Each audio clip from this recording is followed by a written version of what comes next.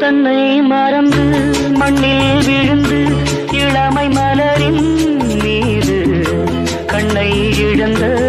வந்து தேக சுகத்தில் கவனம் காட்டு வழியில் பயணம் கங்கை நதிக்கு மண்ணில் அணையா இளமையெனும் பூங்காற்று தன்னை மறந்து மண்ணில் விழுந்து இளமை மலரின் மீது கண்ணை இழந்த வந்து தேக சுகத்தில் கவனம் காட்டு வழி